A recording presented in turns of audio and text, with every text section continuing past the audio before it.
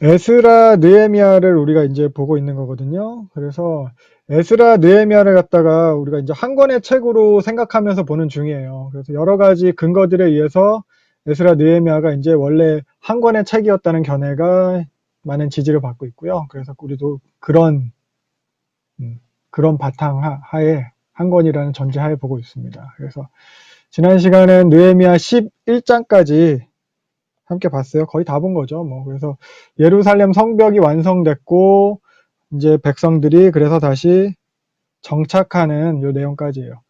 근데 이때 본문의 구조로서 이제 구조적으로 주목할 만한 게 예루살렘 성벽을 갖다가 이제 이렇게 성벽을 재건을 하고 백성을 정착시키는 요때까지의 이제 과정 가운데 요 율법 사경회랑 이로 인한 이제 백성들의 회개 운동이랑 그리고 요 언약갱신의 내용이 이제 그 사이에 위치하는 거거든요. 그래서 이런 본문 배치를 통해서 강조되는 것이 말씀, 뭐 신앙 고백, 언약이라고 할 수 있다고 지난 시간에 얘기를 했었어요. 그래서 이게 예루살렘 성벽이 완성이 되고 그 완성된 예루살렘 성에 이제 정착해서 살게 될 백성의 그런 바람직한 모습이라고 할 수 있는 거죠. 말씀, 신앙 고백, 언약 이런 게. 이게 새로운 공동체에 기대되어지는 모습이 요거라는 거예요. 그래서 이게 자격 조건이라기보다는 하나님의 백성다운 모습에 대해서 제시를 하고 있는 거예요. 그래서 말씀을 깨닫고 하나님에 대해서 올바른 신앙 고백을 하고 그리고 그 언약 관계, 언약 안에 참여하는 것. 사실 이게 지금 우리에게도 해당하는 거라고 할 수 있을 거예요. 그래서 오늘은 이어서 12장부터 보겠습니다. 그래서 지난 시간이랑 메시지 면에서는 크게 다르진 않을 거예요. 그래서 에스라 느헤미야의 메시지를 오늘 다시 한번 확인하면서 마무리한다는 느낌으로 보면 될 것 같아요. 그래서 12장의 주된 내용은 사실 요 성벽 봉헌식이에요. 예루살렘 성벽이 완공되고 뭐 시스템을 정비했고 백성들을 분비해서 정착시키고 드디어 성벽 봉헌식을 하는 거죠. 그래서 이걸 통해서 새로운 공동체의 그 조직이 마무리되는 거예요. 새로운 공동체가 완성되는 거예요. 그래서 오늘 같이 볼 성경을 보면은 그래서 12장은 구조를 이렇게 정리할 수 있을 거예요. 예루살렘 성벽 봉헌식을 가운데 끼고 그 앞뒤로 의도적으로 제사장과 레위인에 대한 내용이 이렇게 감싸고 있어요. 그래서 구조적으로 성벽 봉헌식을 강조하고 있고요. 그리고 이 성벽 봉헌식을 의도적으로 성전의 이미지로 그리려고 하고 있어요. 성전. 그래서 본문을 같이 보면은 1절부터 26절까지는 귀환한 그 제사장, 레위 사람들의 명단이에요. 그래서 예루살렘 거주자들을 확정한 후에 제사장과 레위 사람들에 대해서 이제 인구조사를 실시한 거거든요. 그래서 예루살렘 운영 그 시스템은 이제 제사장과 레위인들을 통해서 좀 갖춰놓고 또 성전 운영을 조직화하기 위한 거예요. 제사장과 레위인들이 결국 성전에 섬겨야 되니까. 그래서 1절부터 11절까지가 수룹바벨 때, 수룹바벨과 함께 귀환한 제사장과 레위인들 그들로부터 이어지는 명단이거든요. 그래서 1차 귀환은 538년에 있었어요. 538년 1차 귀환 그때인데 그래서 1절 보면은 1차 귀환의 지도자 스룹바벨을 먼저 이야기하고 있고요. 여기서 예수아는 1차 귀환 당시에 대제사장이에요. 보면은 에스라에 나왔죠. 여기 보면은 여호수아예요. 2절. 곧 스룹바벨과 예수아 느헤미야로 이렇게 딱 이게 1차 귀환 당시인데 이게 이제 예수아가 그 여호수아로 음역이 되기도 하거든요. 그래서 1차 기한 당시에 대제사장 여호수아를 말하는 거고요. 그래서 여기 느헤미야 12장 1절부터 7절까지는 함께 귀환한 제사장들의 명단을 갖다가 이야기를 하는 거예요. 그리고 8절부터 9절은 1차 귀환 때 함께 귀환한 레위인들의 명단, 그리고 맡은 직무에 대해서 이제 간단하게 이야기를 하고 있고요. 그래서 요 레위인들의 명단은 가문의 명단으로 보는 게 맞는 것 같아요. 그래서 9절까지가 1차 귀환과 관련된 명단이에요. 그리고 10절부터가 이제 제사장의 족보를 소개하고 있거든요. 12장 10절부터. 근데 여기서 12장 10절에 예수아로 시작하잖아. 이 예수아는 8절에 나오는 그 레위 사람 예수아가 아니고 요 예수아예요. 이 예수. 10절에 예수아는 이 예수아. 그러니까 1차 때 스룹바벨과 함께 귀환한 그 대제사장 여호수아인 거예요. 그래서 요 10절부터 11절까지는 그 대제사장의 족보로 볼 수 있어요. 그리고 12절부터 21절까지 제사장 가문의 지도자들에 대한 내용이고요. 22절부터 26절까지는 레위 가문의 지도자들의 내용이에요. 여기서 하나 생각해 볼게. 10절부터의 명단을 보면은 수룹바벨 때의 대제사장 예수아로부터 해가지고 그 자손의 계보를 갖다 계속 이어나가는 건데 상당히 후대 사람들까지 기록을 하고 있거든요. 특히 요 11절에 나온 요 야뚜아 같은 경우는 이제 요세푸스, 유대 그 역사가 요세푸스랑 뭐 유세비우스의 기록에 따르면은 알렉산더 대왕 시기의 대제사장이었다고 전해져요. 예전에 신구약 중간사 하면서 잠깐 소개했었던 건데, 그러니까 요 야뚜아가 알렉산더 대왕을 성전으로 맞아들인 그 대제사장이 야뚜아거든요. 그래서 보면은 요 그림이죠. 요 그림. 뭐 이탈리아 세바스티아노 콩카가 그린 거라는데, 그래서 요 사람이 이제 대제사장 야뚜아일 거고, 요 사람이 알렉산더 대왕인 거죠. 그리고 요 다니엘서를 보여주면서 얘기를 했겠죠. 알렉산더 대왕한테. 당신이 우리가 가진 성경에 예언이 된 사람이다. 뭐. 그래서 요 야뚜아, 그리고 또 22절에도 보면은 또 나와요. 야뚜아랑 바사왕 다리오. 그래서 여기서 야뚜아도 요 알렉산더 대왕 때 그 대제사장 야뚜아이고, 요 바사왕 다리오는 다리우스 3세예요. 포로 귀환을 포로 귀환이 아니고 그 2차 귀환, 2차 귀환이 아닌데 성전 재건을 갖다가 다시 허락한 그 다리우스가 아니고 다리오 1세가 아니고, 요건 이제 알렉산더 대왕이랑 이제 전쟁해서 진 페르시아의 마지막 왕 다리우스 3세를 갖다 이렇게 얘기하고 있다고 해요. 그래서 요것도 요 그림 보신 적 있을지 모르겠는데, 요 사람이 알렉산더 대왕이고 요 사람이 다리우스 3세죠. 요 이소스전트 모자이크 사진인데, 결국 다리우스 3세는 패한 거죠. 요 알렉산더 대왕한테. 그래서 결국 이 알렉산더 대왕 시기, 요 시기 때의 족보까지도 이제 기록을 하는 거예요. 본문이. 그러니까 이런 걸 토대로 에스라 느헤미야서가 최종 편집이 기원전 4세기 이후였을 것이다. 이런 걸 추정해 볼 수 있어요. 그리고 확인되는 것은, 그러니까 느헤미야서에서는 이런 식으로 수룹바벨 그 1차 귀환 때 명단을 갖다 계속해서 소환해 내거든요.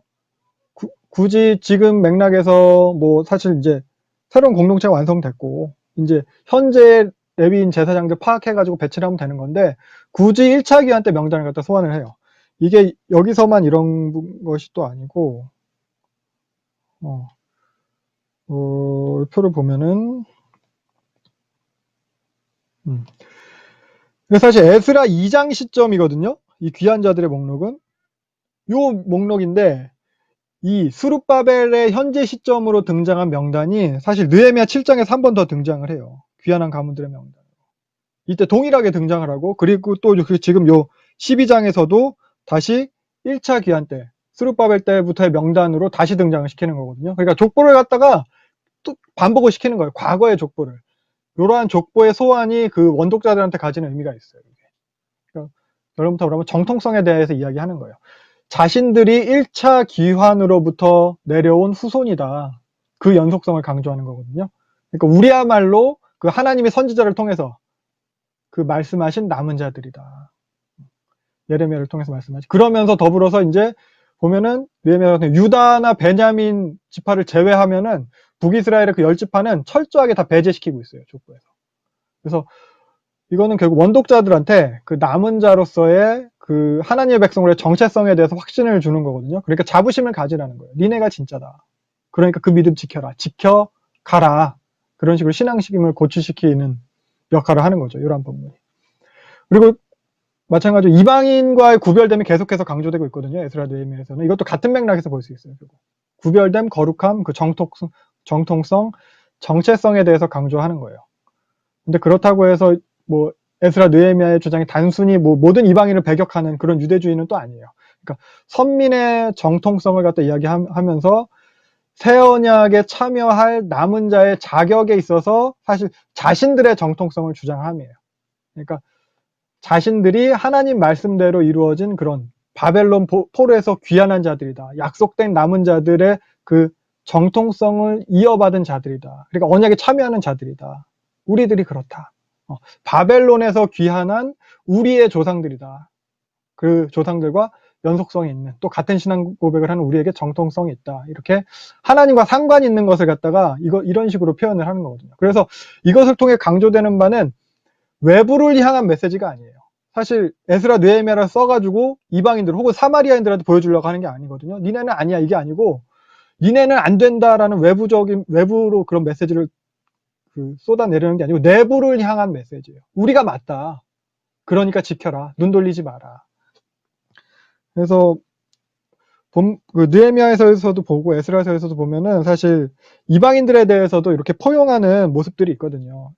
11장 3절에 보면은 솔로몬의 신하들 혹은 그리고 느디님 사람들, 이런 사람들은 다 이방인이었어요. 이방인 출신인데 어떻게 보면 유다의 사람들의 종이 되었다가 바벨론 포로로 같이 잡혀갔다가 같이 돌아온 사람들이거든요. 그러니까 이 사람들은 이방인 출신인데 이들은 남은 자에 포함돼서 지금 원독자에게는 우리가 됐어요. 그리고 에스라서에서도 보면은 6장에서 스스로를 구별한 모든 이스라엘 사람들에게 속해서 이스라엘 하나님 여호와를 찾는 자들, 모든 자들이 다, 그러니까 스스로 구별해서 하나님을 찾는 모든 자들은 다 함께하게 되는 거예요. 6월절을 지키는 장면이거든요. 그래서 모든 이방인을 다 배적한다기보다는 지금 원독자 입장에서 그 우리라는 정체성을 갖다 강화를 하는 거예요.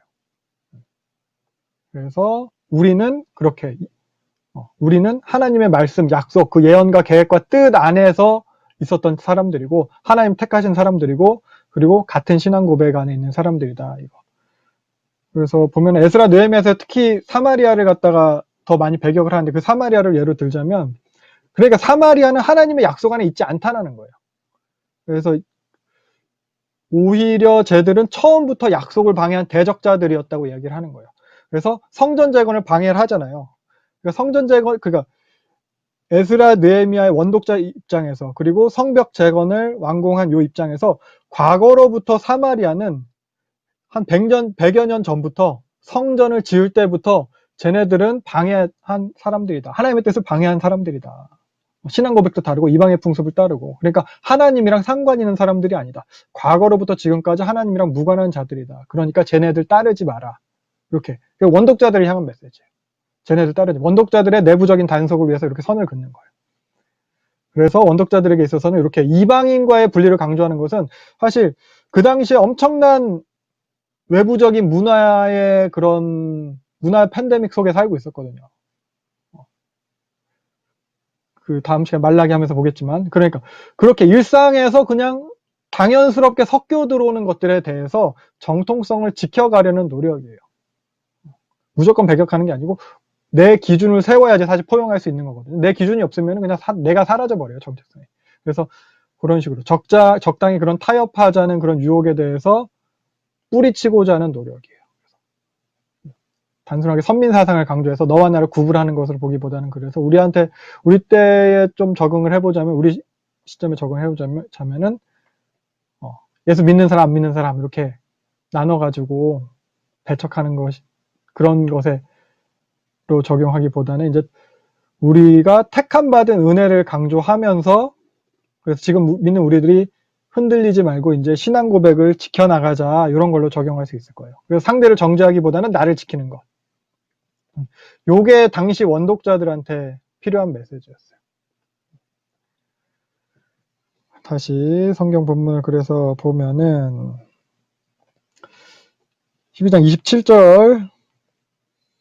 27절부터 43절이 이제 예루살렘 성벽 봉헌식이 이제 일어나는 거거든요. 이게 사실 흐름상 느헤미야 7장 3, 4절부터 이제 이어지는 내용으로 볼 수 있겠어요. 그래서 느헤미야 7장에서 딱 성벽을 건축을 하고 레위 사람들한테 이제 넌 이제 문 지켜라 뭐 이런 거 하고 그래가지고 예루살렘 성벽 완성된 요 본문이거든요. 요 본문 다음에 사실 이 27절이 이어지는 것이 흐름상 자연스러운 걸로 이제 볼 수 있거든요. 그래서 보면은 요 12장 요 성벽 봉헌식 이후로 다시 이제 느헤미야의 1인칭 시점으로 서술하고 있는 것이 나타나요.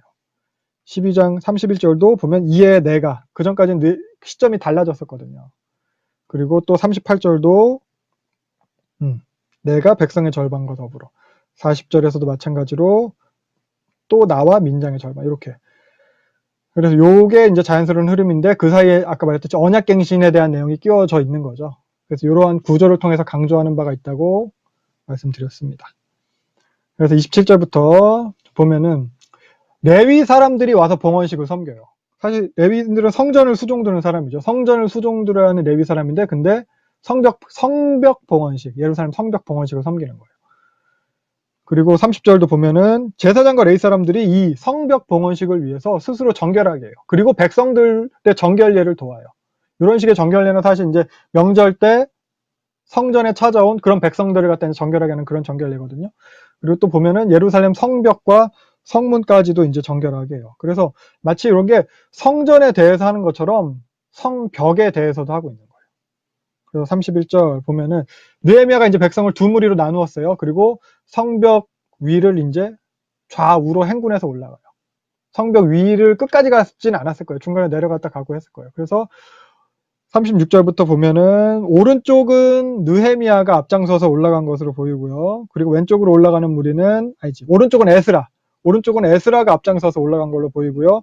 왼쪽으로 올라가는 무리는 38절부터 느헤미야가 이제 같이 더불어 가지고 올라갑니다. 그래서 두 무리가 40절 보면은 성전에서 결국 만나게 되는 건데, 지도를 같이 보면서 한번 살펴보면은 요게 이제 대강의 이제 예루살렘 지도잖아요. 그래서 대부분 이제 출발은 여기가 골짜기 문이거든요. 여기에서 출발했을 거라고 생각을 다들 해요, 학자들이. 그러니까 여기가 뭐냐면 느헤미야 2장에서 예루살렘 귀환해가지고 처음에 무너진 성벽을 밤에 몰래 돌아보잖아요. 거기서 느헤미야가 요 골짜기 문에서 출발을 하거든요. 그래서 골짜기 문에서 출발해서 에스라 같은 경우는 분문을 향해서 갔다고 하잖아요. 분문이 여기예요. 제일 끝에 있는 문. 그러니까 여기서 분문을 향해 가고, 그 다음에 여기가 샘문이에요. 샘문을 향해 올라갔다가 여기가 다윗성의 층계예요. 여기 따라서 올라가서 수문까지, 여기까지 올라가게 되는 겁니다. 느헤미야는 골짜기 문에서 시작했으면 여기가 화덕망대예요. 화덕망대에서 에브라임문으로 가서 쭉 순서대로 옛문, 어문, 하나늘망대, 한메아망대, 이렇게. 그리고 양문, 감옥문, 그리고 여기 성전문까지. 그래서 아마 요 성전뜰에서 다들 만났을 거예요. 그래서 어떻게 보면은 에스라 쪽이 더 많이 걸은 것처럼 보일 수 있는데, 요게 이런 식의 지도에서 보면은 또 골짜기 문이 여기니까 이렇게 가서 이렇게 오는 것과 이렇게 가서 이렇게 오는 것, 크게 거리 차이는 없을지도 몰라요. 그래서 좀 지도들마다 조금씩 예루살렘 성벽의 아웃라인을 그리는 게 조금씩 다른데, 이런 식으로 그리기도 해요. 이런 식으로 그리면 또 훨씬 또 공평해 보이죠. 이만큼 돌고 여기서 갔다가 이렇게 오는 느낌, 이런 식으로. 그래서 이렇게 성벽을 한 바퀴 돌면서, 어떻게 보면 자기들이 이제 지은 성벽이잖아요. 직접 돌 날아가면서 그걸 직접 이제 둘러보고 하면서 나름 되게 감동적인 그런 성벽 봉헌식을 했을 거예요. 41절부터 보면은 나팔 불고 찬양하고 제사 드리고 다들 이제 즐거워하는 거죠. 그래서 본문을 보면은 하나님이 크게 즐거워하셨기 때문이라고, 그래서 즐거워한다고 표현을 하고 있어요. 43절에. 그래서 결국 이게 성벽 봉헌식에 대한 거죠. 성벽을 봉헌하는 것에 대해서 하나님이 기뻐하셨고, 그걸로 인해서 우리도 즐겁다. 그래서 보시다시피 성벽 봉헌식을 성전 봉헌식과 버금가는 것으로 이렇게 나타내고 있어요. 사실 에스라 느헤미야 서만에 의하면은 성전 봉헌식보다 스룹바벨 성전 지었을 때보다 요 성벽 봉헌식이 더 강조되는 것을 알 수 있어요. 그래서 새로이 성전 완성된 요 성벽 봉헌식을 통해서 새로운 공동체의 완성을 상징하고 있는 거거든요. 그래서 44절부터 또 이어서 보면은 제사장과 레위인의 몫을 이제 율법이 정한 대로 거두어서 이제 챙겨주고 있어요. 요건 신명기의 그 율법이 신명기에서 얘기하고 있는 건데, 아마 그것대로 이제 챙겨가지고 이제 주고 있는 거거든요. 그리고 담장자재를 정해가지고 레위인의 제사장 쓸 것을 이제 관리하게 했어요. 공급하게 했어요. 그리고 거기 보면은 제사장들과 레위인들로 말미암아 이제 즐거워했다 이런 표현들이 있는데, 요 즐거워했다라는 표현이 결국 고마워했다는 의미예요. 제사장들과 레위인들이 이렇게 섬김에 대해서 백성들이 이제 고마워했고, 그리고 47절 보면은 총독 스룹바벨 때와 느헤미야 때에는 이게 잘 지켜졌다 이런 표현이 있어요. 그래서 이런 식의 기록으로 봐서도 또 에스라 느헤미야의 최종 편집 시기가 느헤미야가 총독으로 있던 그 이후 시기인 것이다라고 또 생각해 볼 수 있을 것 같아요. 한 가지 더 살펴볼 만한 것은 12장에서 다윗이 강조가 돼요, 사실.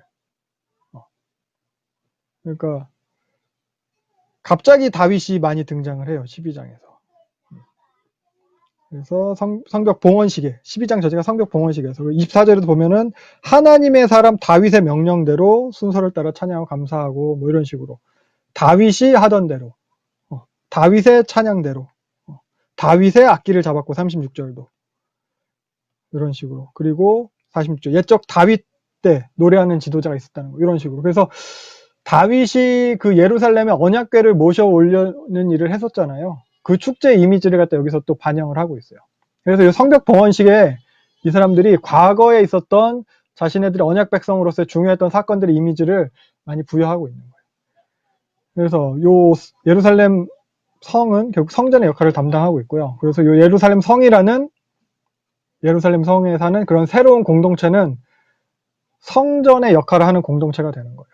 이게 이제 결국 지성소의 확장인데, 예레미야 31장에서 나타난 그 새 언약의 개념을 갖다 적용을 해보자면은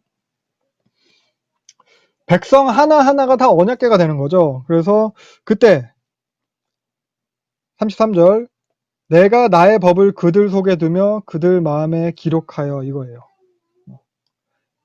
새 언약이래요, 요게. 그러니까 옛날에 맺은 것과는 같지 아니할 거래요. 그 전에 맺은 언약은 십계명 돌판을 가지고 맺은 언약이었어요. 근데 새롭게 이제 그 법을 그들 속에 기록한대요. 그래서 요런 새 언약. 그래서 백성의 마음속에 언약이 기록됐어요. 그럼 백성이 언약궤가 되는 거예요. 백성 한 사람 한 사람에.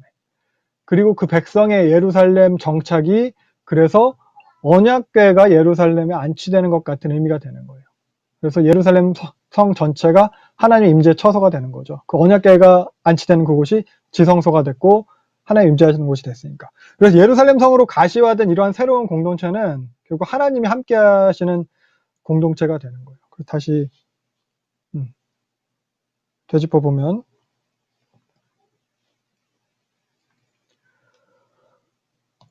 네, 예루살렘 성벽이 이렇게 완성이 됐어요. 그리고 백성들이 이렇게 언약을 맺었어요. 이 성벽이 건축된 것은 아까 말씀드렸듯이 성전의 완성과 같은 의미를 지닌다고 했잖아요. 그리고 백성이 언약 맺은 거, 요거는 하나님께서 아까 예레미야 31장에서 말씀하신 것처럼 언약 문서의 작성이에요. 언약 문서가 백성의 마음에 작성이 된 거예요. 그리고 요 11장 백성이 예루살렘에 재정착하죠. 이거는 언약궤에 안치가 되는 거예요. 그래서 백성 마음 안에 언약 문서가 들어있고 백성이 언약궤가 됐고 그 백성이 성전으로 상징된 예루살렘에 정착하는 것이 언약궤에 안치가 되는 거예요. 그래서 성벽 봉헌식은 뭐냐? 결국 언약궤 봉헌의 장치가 되는 거죠. 그래서 이를 통해서 알 수 있는 것은 이 도시가 또한 성전의 의미를 가지고 있다는 거고, 결국 성전은 다시 확인하지만 하나님 임재 처소고 하나님께서 함께 하시는 방법이었어요. 장소이자 방법이었어요. 그 지성소라는 게. 그래서 이 또 완성된 도시가 가지는 의미가 이 도시 전체가 하나님 임재 처소라는 거예요. 하나님 함께 하시는 도시라는 거. 그리고 또 또한 이 도시가 이런 새로운 공동체의 완성을 상징한다는 거죠. 그래서 새로운 공동체는 하나님께서 함께 하시는 공동체라는 거예요. 요 성전, 하나님의 임재 처소죠. 임재 처소가 되고요. 요것이 임재 처소가 결국 예루살렘 성이 되는 거예요. 예루살렘 되는 거고 이것이 동일하게 새로운 공동체라는 거예요.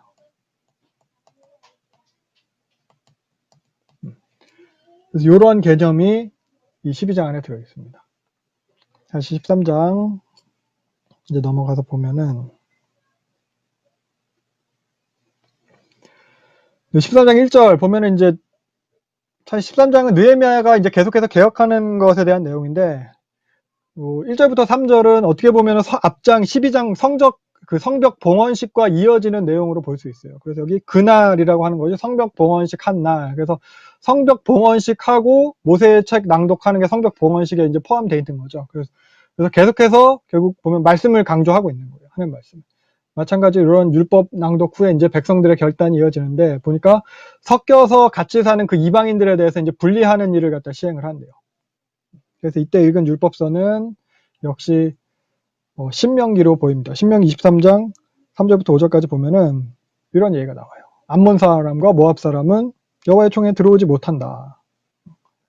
그러면서 그 이유가 애굽에서 나올 때 사실 발람이 이제 저주를 할래다 저주는 못하고 그 발락에게 꾀를 내어가지고 시딤에서 그 미디안 여인들로 이렇게 유혹해가지고 우상숭배하고 음행하게 만들거든요. 그 이야기예요. 발람의 꾀로 인해서 시딤에서 그 음행과 우상숭배를 하게 된 사건, 민수기 22장부터 한 24장에 기록된 요 사건.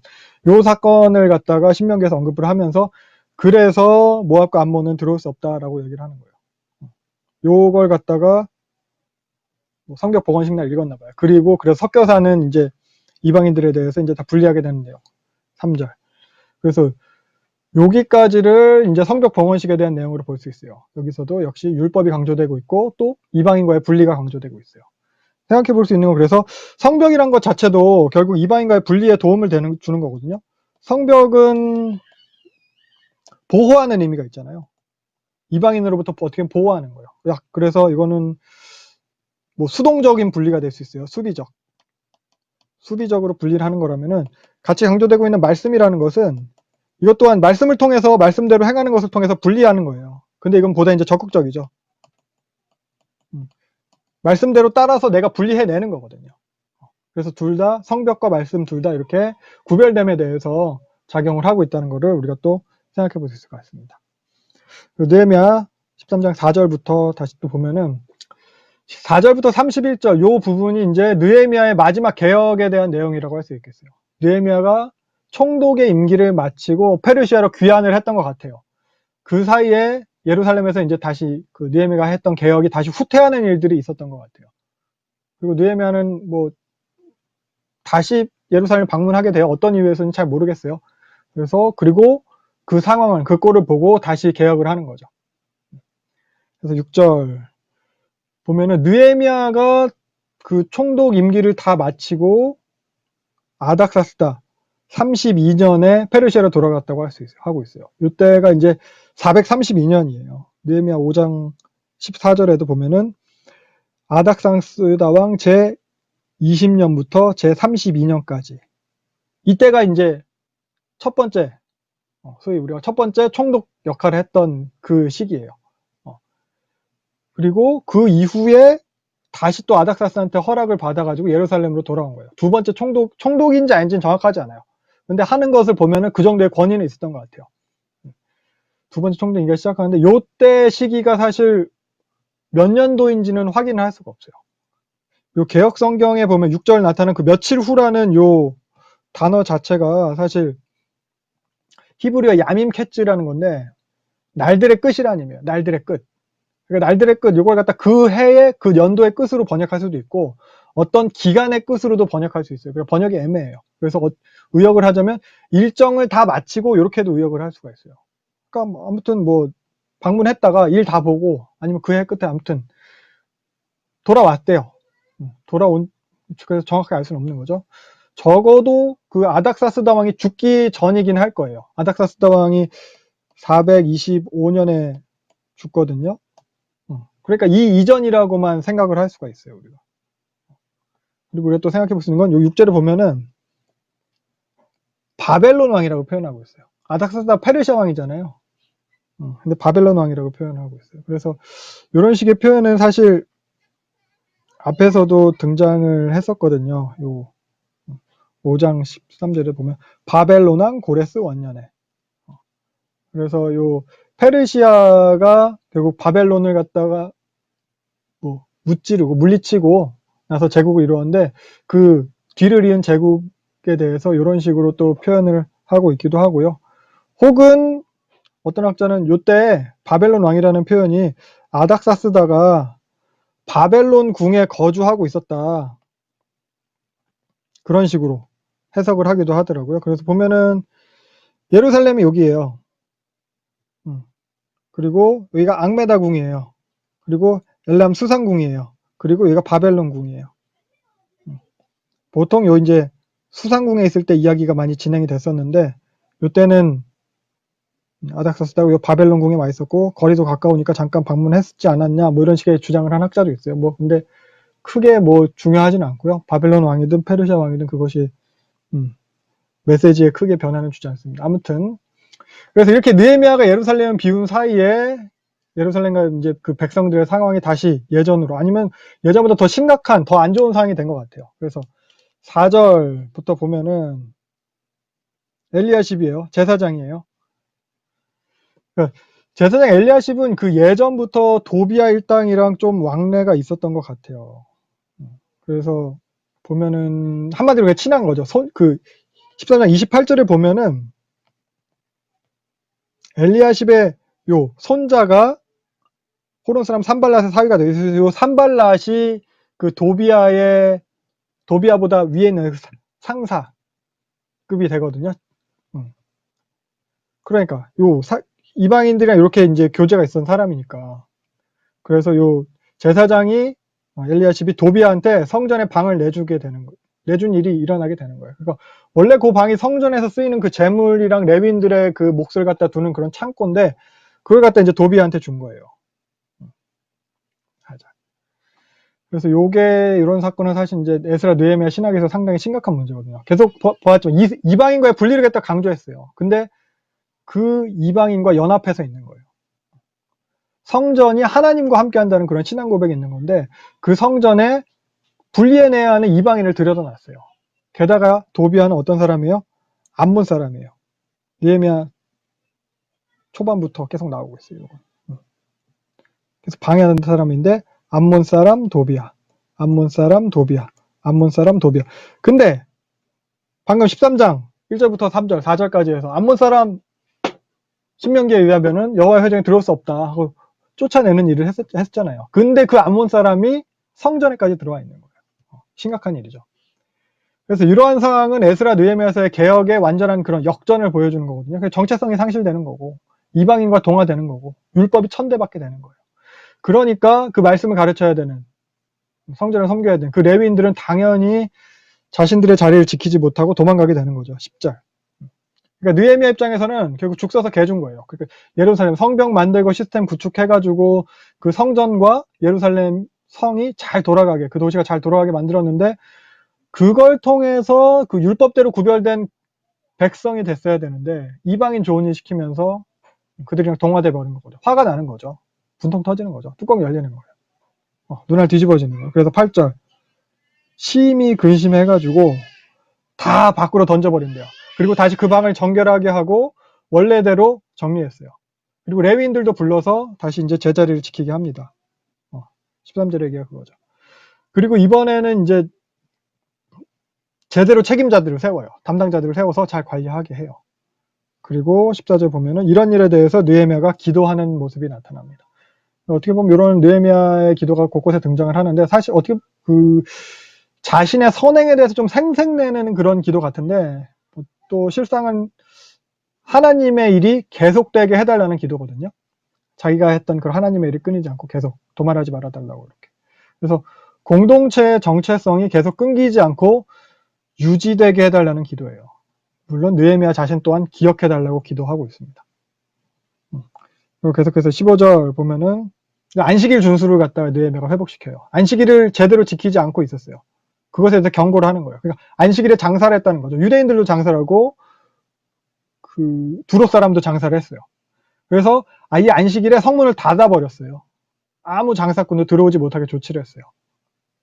그러니까 이 성벽이 역할을 하는 거죠. 성벽이 분리해내는 역할을 이제 제대로 하는 거예요. 성벽이 분리해냈기 때문에 율법, 안식일 그들의 정체성을 지키게 되는 거예요. 그래서 사실 모세오경 전체를 통해서 반복해서 강조됐던 게 이 안식일이거든요. 그래서 안식일을 지킨다는 게 단순히 그런 종교적 규칙이라는 게 아니라 거기에는 신앙 고백이 담겨 있는 거니까 하나님의 구원하심과 하나님이 다시 또 회복하실 것에 대해서 믿고 고백하는 것, 이게 안식일을 지키는 거거든요. 이미 이렇게 창조하셨고 또 아직 회복은 안 됐지만 그 회복하실 것에 대한 그런 것에 대한 신앙 고백. 그래서 근데 이런 안식일이 이제 형식뿐인 게 된 거잖아요. 껍데기밖에 안 남았어요. 본질적인 거는 그런 건 다 사라져 버렸고 그냥 귀찮고 번거로운 거죠. 안식일을 지킨다는 게. 근데 사실 이렇게 번거롭게 여기는 일은 전부터 있었거든요. 아모스에서도 보면은 월삭도 성의 그 안식일처럼 지키는 거예요. 그 첫 월의 첫날. 그리고 안식일 언제 끝나냐? 우리가 이제 일도 해야 되고 먹고 사는 거 이것저것 할 것도 많아. 안식일 빨리 지나갔으면 좋겠다. 이런 식으로 한다는 거예요. 그러니까 이런 식의 일이 예전부터 있었어요. 근데 18절 보면은 니네 조상들이 예전부터 그래서 예루살렘이 멸망을 한 건데 니네 또 그러고 있냐 이라는 거예요. 니네가 책망을 하는 거죠. 그래서 우리도 이 안식일에 대해서 어떻게 대하고 있는지 이렇게 안식일의 의미를 되살려서 잘 지키고 있는지 또 돌아볼 필요가 있을 거예요. 그저 뭐 형식적으로 우리도 무슨 일만 하다 끝나는 그런 안식일은 되지는 않는지. 사실 예배당에 모여있다는 것 그게 전부는 아니거든요. 계속해서 보면은 그래서 22절 그래서 레위 사람들로 성문을 지키게 합니다. 안식일에 이제 함부로 문 못 열고 걔네들 장사하지 못하게 하고 막 쫓아내고 이렇게 하려고. 그래서 사실 레위 사람들은 아까도 말했듯이 성전을 갖다가 수종드는 사람인데 성문을 지키게 돼요. 그리고 또 안식일을 거룩하게 해요. 안식일을 구별했다는 뜻이에요. 그러니까 다른 날처럼 안식일을 똑같이 대하지는 않았다는 거죠. 그리고 또 느헤미야의 기도가 또 이어집니다. 나를 기억해 주시고 은혜로 대해달라고 기도를 하고요. 그리고 23절 또 보면은 이방인과 통혼 문제가 또 다시 등장을 해요. 이걸 느헤미야가 또 해결을 해요. 이거 보니까 아스돗, 암몬 모압 여인을 아내로 맞이했어요. 아스돗은 블레셋의 도시예요. 요 페르시아기 이후에 바벨론 제국 이후에 아스돗이라고 하면은 바벨론 전체를 갖다가 이야기를 해요. 다른 도시 다 망해서 없어지고 아스돗만 남았거든요. 그래서 아스돗이 블레셋의 모든 지역을 가리키는 말로 페르시아 시대 때 사용이 되거든요. 그러니까 블레셋 사람이랑 결혼을 했다는 거예요. 근데 애들이 블레셋 말은 하는데 유대의 말은 못하는, 히브리 말은 못한다는 거예요. 당시 공용어는 아람어였어요. 아람어는 썼겠지.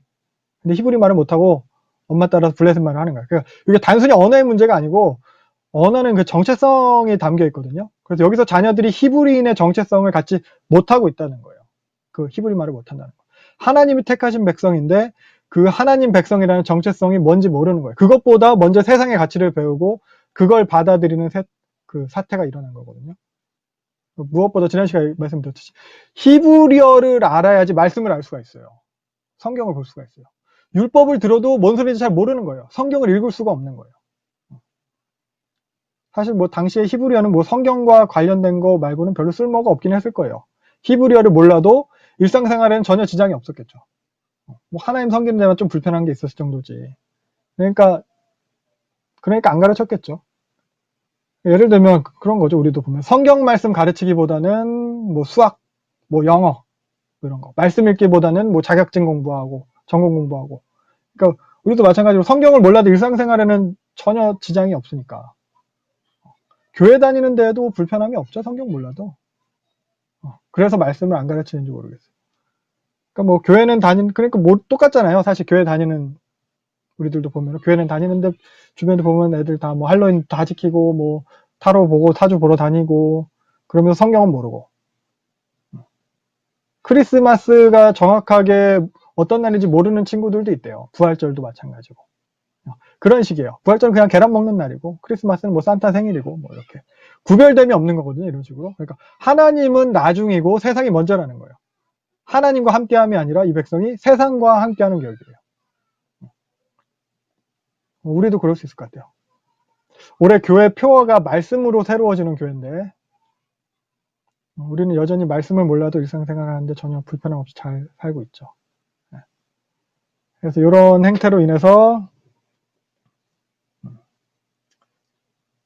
그 에스라 느헤미야에서 강조하고 있는 그런 이방인과의 분리가 무너지고 있는 거예요. 이런 걸로 인해서.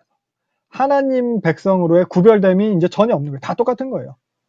그러니까 에스라가 느헤미야가 그런 자들에 대해서 책망을 하는 거예요. 저주하고 때리고 25절 보면은 머리끄댕이 잡아서 막 던지는 거예요. 느헤미야가 화가 많이 났어요. 에스라는 이런 이방인과 통혼하는 거 보고서는 어떻게 했어요? 자기 머리를 뜯었는데, 자기 옷을 찢고 자기 머리를 뜯었는데, 느헤미야는 역시 달라요. 에스라는 제사장이고 느헤미야는 평신도예요. 그냥 머리 그 성경 안 가르치는 그 대상에 대해서 머리를 잡아 뜯었대요. 우리도 뭐 성경 안 가르치는 거 보고 머리끄댕이 좀 뽑으면은 안 되겠죠, 우리는. 당시 느헤미야는 그렇게 했어요. 그래서 어떻게 보면 폭력적으로 협박을 해서 맹세하게 해요. 이방인과 통혼하지 않겠다. 이런 맹세를 하게 해요. 어떻게 보면 그게 또 구별됨인데, 그러면서 26절, 27절 보면 솔로몬의 예를 들죠. 이방인과 통혼을 갖다가 이제 용납하지 않는 거예요. 솔로몬 때도 결국 이방 여인들 때문에 솔로몬이 하나님부터 마음이 돌아섰다고 성경은 얘기하고 있거든요. 그래서 이런 개념은 결국 이제 신명기 7장에 나오는 요 말씀을 반영을 하는 거예요. 통혼하지 마라, 딸을 주지 마라, 데려오지 마라, 아들 주지 마라, 이런 거. 그래서 그 우상 숭배를 갖다가 이런 식으로 미연에 방지를 하는 거죠. 원천 봉쇄를 하겠다는 거예요. 그리고 28절부터 보면은 이제 더불어서 더 심각한 일이 있죠. 대제사장 엘리야십의 손자. 이 사람도 결국 제사장인 거예요. 결국 대제사장이 돼야 될 사람이에요. 산발랏은 사위가 돼요. 산발랏은 사마리아 총독이에요. 그러니까 이 사람에 대해서는 느헤미야가 그냥 쫓아내요. 레위기에 의하면은 제사장은 자기 백성 중에서 아내를 맞이해야 됐어요. 정결한 처녀로 그렇게. 근데 제사장이 오히려 더 이렇게 뭐 율법을 어기는 일을 하고 있는 거예요.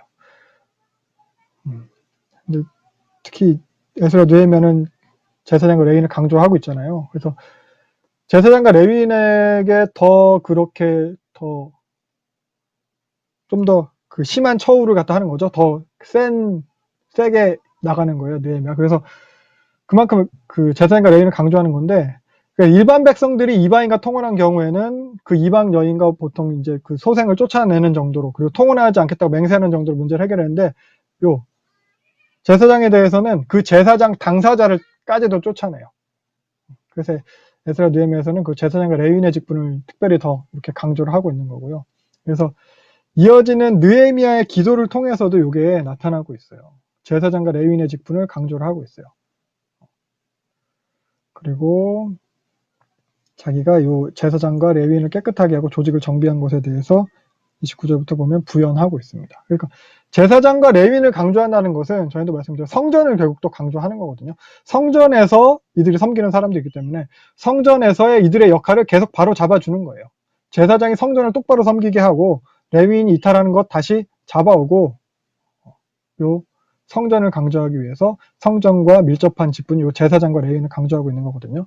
그리고 요 성전이 상징하는 것, 결국 신앙 고백이었다고 했죠. 하나님과 함께함을 강조를 하는 거예요. 그러니까 하나님과 상관이 있다는 거예요.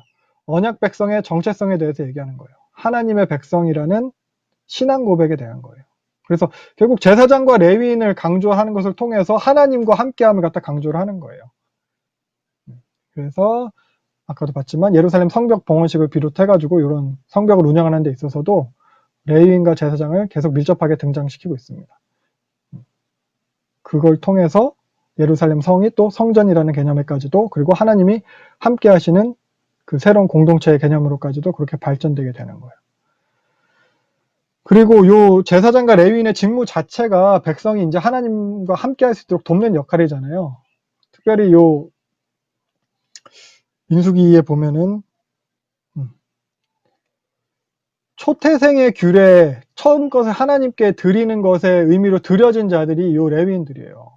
그리고 요 레위인들은 출애굽기 금송아지를 우상 숭배했을 때 하나님에 대한 열심으로 그 범법자들을 처단했어요. 그래서 이런 하나님에 대한 열심으로 인해서 하나님과 특별한 언약 관계에 들어가는 거거든요. 그리고 아까 봤던 그 민수기에 발람의 꾀에 넘어가 시딤에서 우상 숭배하면서 음행했던 거. 요때 이제 그 비느하스가 대표적인 거예요. 그래서 보면은 요게 이제 평화의 언약, 이게 레위의 언약이거든요. 그래서 29절에 나타난 제사장의 직분과 레위 사람에 대한 언약을 어겼사오며 할 때 이 언약이 이 하나님과의 그 언약을 말하는 거예요. 민수기에 나타난. 그러니까 하나님에 대한 열심과 그 또한 그것에 대해서 하나님이 그들에게 주시는 평화, 이 언약인데 이걸 갖다가 그들이 깨뜨렸다는 거예요. 그래서 중보적인 역할이라고 했잖아요. 그래서 민수기에서도 진영 편성을 하는 걸 보면은 이게 백성들은 바깥쪽에 이렇게 뺑 둘러서 진을 치면은 결국 레위 사람들은 요 성막에 더 가깝게 진을 치잖아요. 성막을 중심으로 레위인들이 먼저 뺑 둘러서 진을 치고 그리고 백성들이 그 다음에 진을 치는 거예요. 이게 결국 그런 중보적인 역할이거든요. 또한 그리고 또 실제적으로 이들은 백성들에게 율법을 가르치잖아요. 율법을 가르치고 행하게 함으로 하나님과 동행할 수 있게 돕는 역할을 이들이 하는 거예요. 그리고 이제 포로 귀하는 백성들에게 있어서는 이게 더 중요했겠죠. 이들이 말씀을 온전하게 알려줬어야 되니까. 그래서 요 레위인과 제사장에 대한 부분은 다음 시간에 볼 말라기에서도 강조가 될 거예요. 그래서 말라기에서도 이러한 평화의 언약을 어겼다라는 것에 대해서 레위인들이 주신 직분을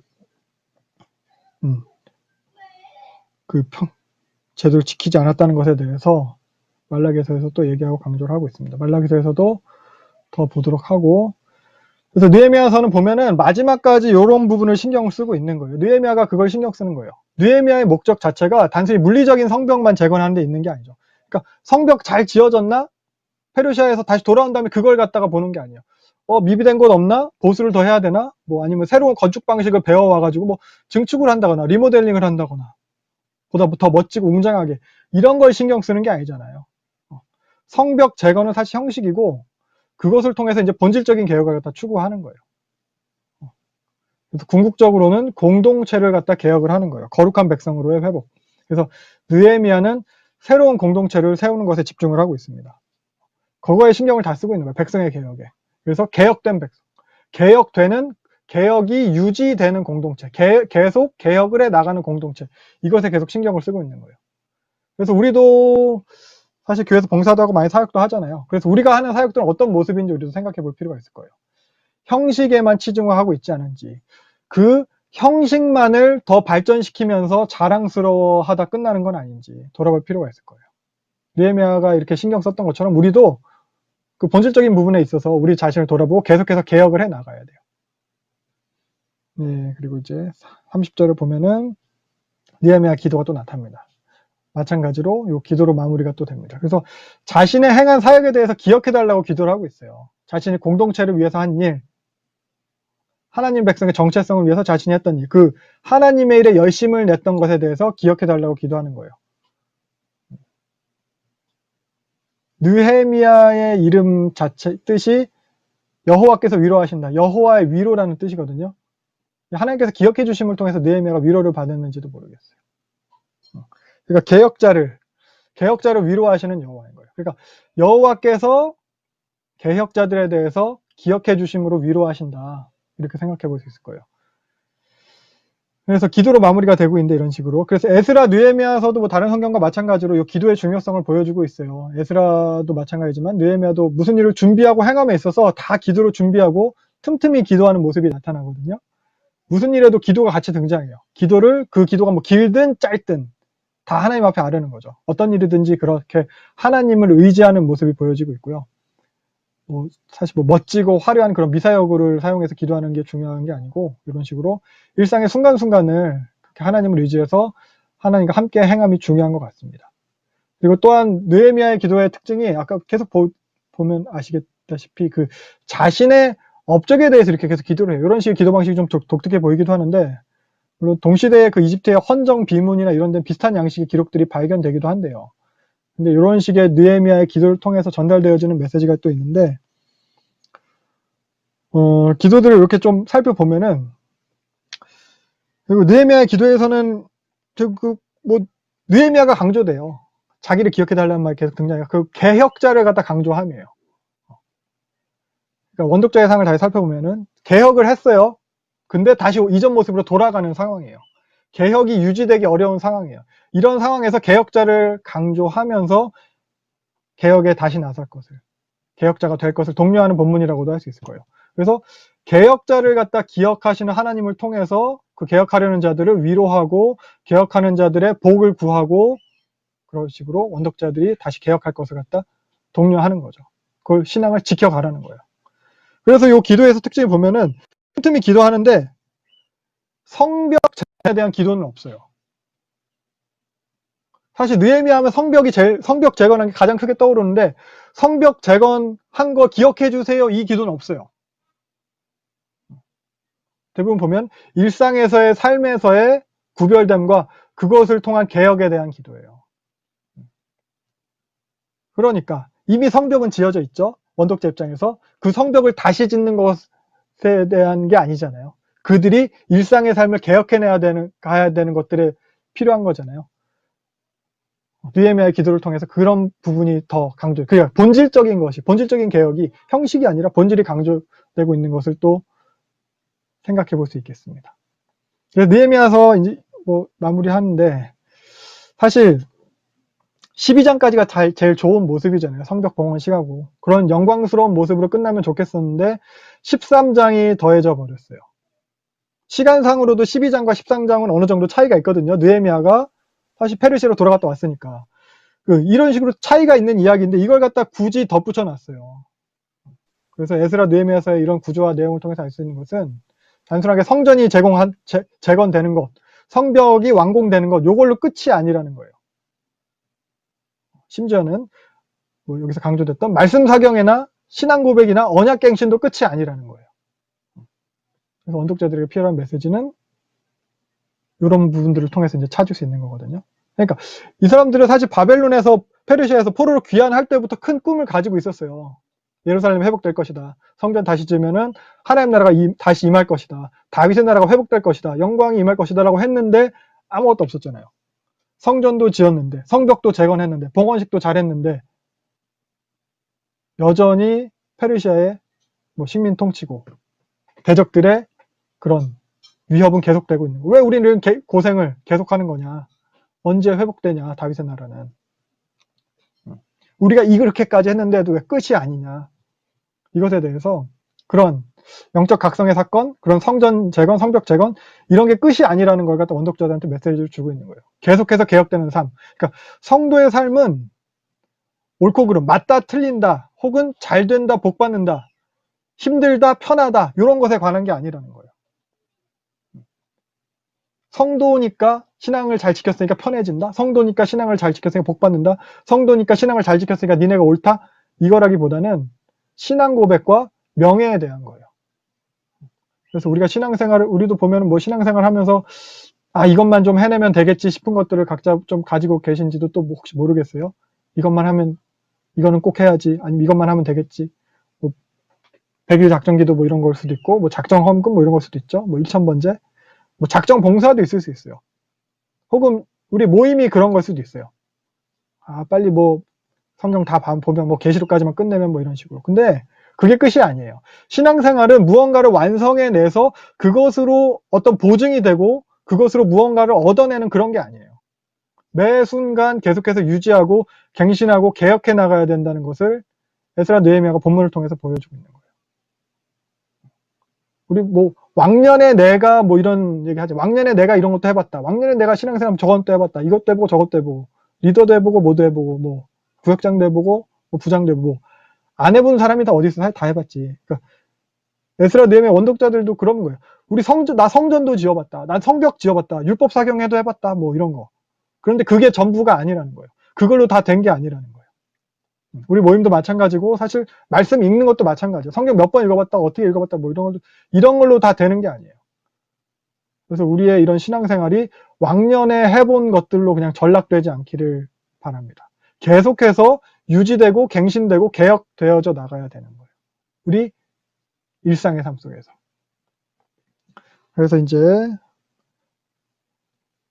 에스라 느헤미야서의 메시지를 이제 마지막으로 정리를 해보면은, 네.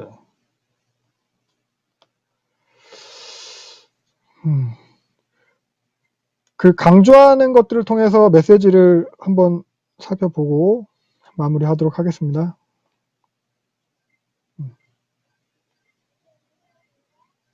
성전은 뭐 처음부터 계속 강조됐던 부분이죠. 그래서 신앙 고백과 관련된 거예요. 성전은 결국 계속 그런 얘기를 했죠. 신앙 고백과 관련된 거. 그래서 우리가 하나님과 상관이 있다는 거예요. 그 연관성, 그것에 대한 고백이죠. 하나님이 함께 하시는 백성이라는 고백이라고 했어요. 그래서 과거로부터의 언약 백성이라는 고백이에요. 지금도 이 성전을 우리가 가지고 있고, 그래서 지금도 여전히 그 언약 백성이고, 그리고 결국에 가서는 완성될, 과거로부터 언약 백성이고 결국에 가서 완성될 그 언약의 수혜자라는 개념이 여기 성전에 들어있고요. 그런 신앙 고백이 들어있는 거고, 그리고 제사장과 레위인 계속해서 강조되고 있었죠. 그래서 제사장과 레위인은 성전에서 수종드는 자들이었잖아요. 성전이 유지되게 하는, 성전이 신앙 고백이에요. 신앙 고백이 계속 유지되도록 섬기는 역할을 한다는 거예요. 율법을, 말씀을 올바르게 계속 가르쳐야 된다는 거예요. 이 사람들. 그런 역할을 하는 거고. 그리고 족보들, 아까 봤듯이 족보들이 스룹바벨 때부터의 족보들이 등장을 하잖아요. 그 정통성에 대해서 얘기하는 거예요. 우리가 그 택하신 백성이다. 우리가 맞다. 선지자들을 통해서 말씀하신 그 남은 자가 우리다. 회복을 약속하신 그 대상이 우리다. 언약 백성이다. 그 언약의 연속성상에 있는 게 우리다. 그러니까 자부심을 가지고 계속 지켜나가라. 이런 메시지가 있고, 그리고 이방인들과의 분리, 이것도 전체 에스라 느헤미야에 걸쳐 계속 강조되죠. 신앙의 순수성을 지키라는 거예요. 구별됨에 대한 거예요. 타협하지 말라는 거죠. 합리화하지 말라는 거예요. 그래서 이게 이제 종교적인 영역에서뿐만 아니라 일상의 영역에서의 구별됨이거든요. 성전에서만이 아니고 일상에서의 삶 속에서 이방인과 분리를 통해서 이제 구별됨을 갖다가 이제 더 지켜나가야 되는 거예요. 성벽도 마찬가지죠. 성벽이, 에스라 느헤미야 성벽이 결국 성전의 의미까지 확대된다고 했어요. 그래서 성벽, 결국 성이잖아요. 우리가 사는 일상의 모든 장소예요. 예루살렘에 정착했어요. 우리 일상의 모든 장소가 하나님이 함께 하시는 그런 거룩한 장소라는 그런 메시지가 여기에서 또 주어지고 있습니다. 그래서 이러한 신앙 고백을 계속 가르치고 지켜가라는 거예요. 원독자들한테 이걸 얘기를 하는 거예요. 종교적인 영역에서만 뿐만 아니라 일상의 모든 영역에서 계속 개혁하고 갱신하라는 거예요. 대적들이 방해를 했잖아요. 대적들의 방해 속에서도 성전 다시 재건 완공했어요. 대적들의 방해 속에서도 요 성벽 다시 재건 이루어냈어요. 지금도 계속되는 그런 대적들의 유혹 속에서도 그런 내적인 본질적인 개혁을 계속해서 이루어 나가라고 독려하고 있는 거예요. 그래서 결국 그렇게 개혁된 새로운 공동체에 대해서 에스라 느헤미야는 이야기하고 있습니다. 말씀으로 거룩하게 세워지고 유지되는 새로운 공동체, 하나님과 함께하는 그런 공동체를 제시하고 권면하고 있는 거예요. 이 정도로 오늘 에스라 느헤미야서 마무리하면 될 것 같습니다.